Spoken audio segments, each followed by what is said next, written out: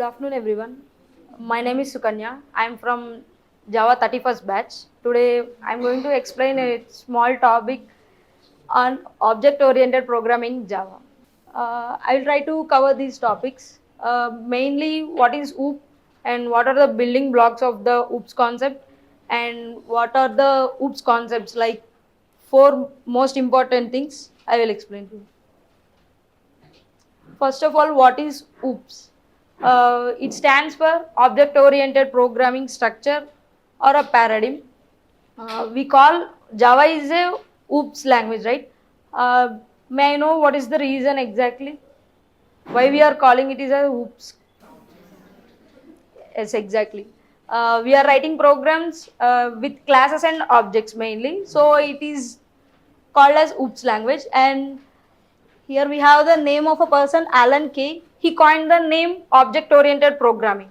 And we are always calling that Java is an OOPS, object-oriented programming language. Let us know why it is. Uh, I mean, what are the benefits while using OOPS concepts in Java?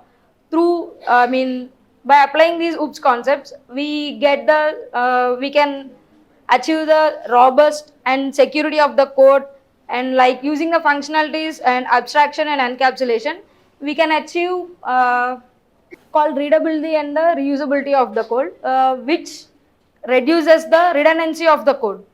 Here we have a diagram of the object-oriented programming structure. These are the building blocks and remaining are all the OOPS concepts. Now, building blocks of the OOPS, nothing but objects and classes. As all of we know that class is a blueprint. That means whenever we are going to do any particular thing, we will plan for that one. It is nothing but a class. And class has some attributes and properties of the object. And also it can have the various behaviors which the object can perform. And coming to object, it is an instance of class. Like if you want to achieve anything from the class, we should create a object for that one. And moreover, class is not a physical component, but object can be a physical and a logical. We can say physical like a chair, keyboard, or a laptop, any machines, or we people, pen, watch, anything can be an object, right? Here, abstraction. Uh, the main definition of the abstraction is it represents only the what we need for the user. It displays that, and it hides the whatever the implementation behind that one.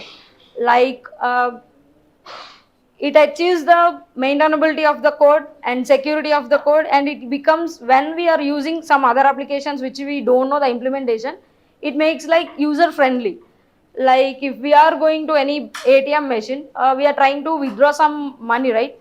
And if the user know whatever the implementation inside that, what we can do, we can press 100 rupees and we can draw 1000 rupees, right? If we know the implementation, inner implementation. Otherwise only 100 rupees can be drawn. In that way the security can be more achievable. So here we have a diagram. These two are different, and here while we calculating area, we can use that one for any dimensional shapes like square, rectangle, triangle, pentagons, hexagons, anything. And coming to here, this is an example of abstraction. Here we declared a class as a abstract class, and we have a method, animal sound method. It is an abstract method.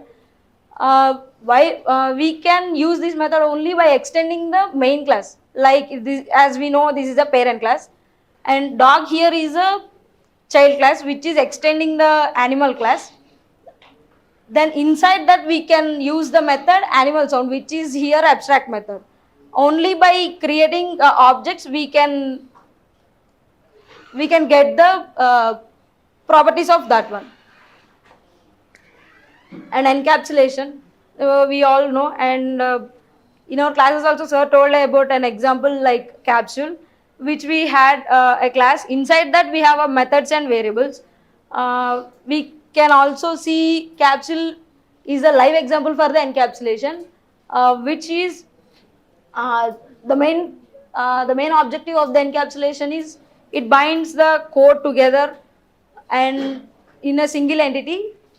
Yes, it is a encapsulation is nothing but a protective shield that prevents the code data from being accessed by the outside of the class. Example here. Here is an example about a bag, like a school bag or any bag. We will have some things, right, like pen, pencil, bags, laptops, books, anything. If we want to take that out, we should open the zip, right?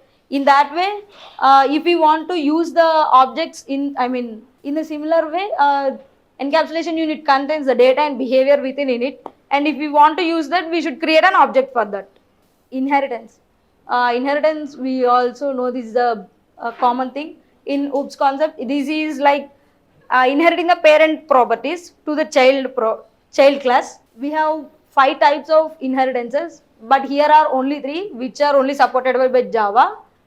We can see here the diagrams from class B is extending the class A, which is class A is the parent class here, and that is a single inheritance.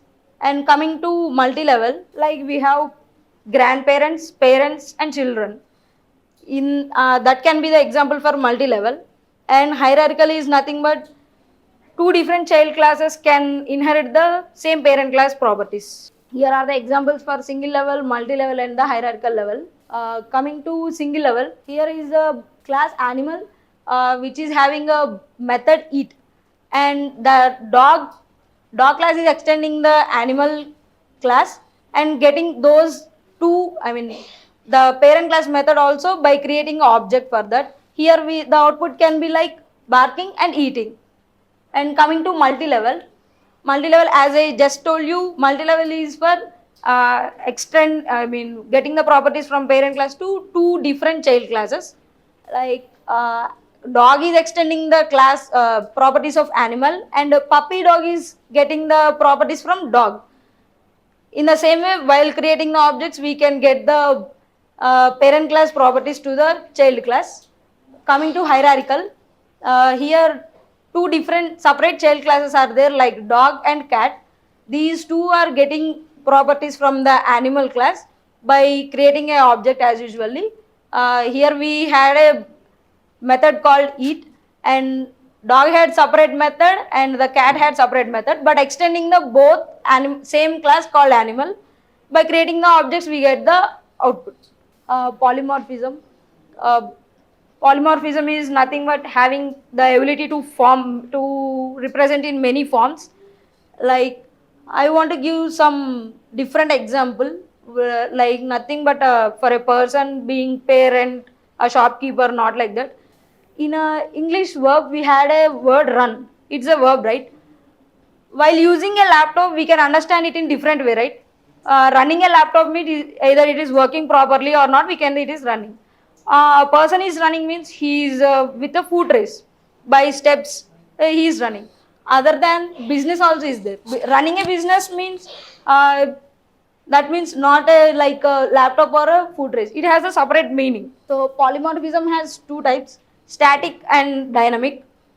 Dynamic we can achieve through runtime polymorphism, which is also known as while method overriding.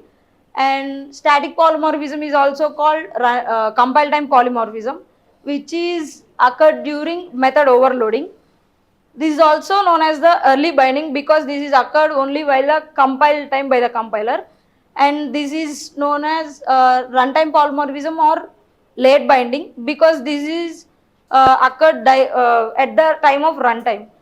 Thank you. Thank you.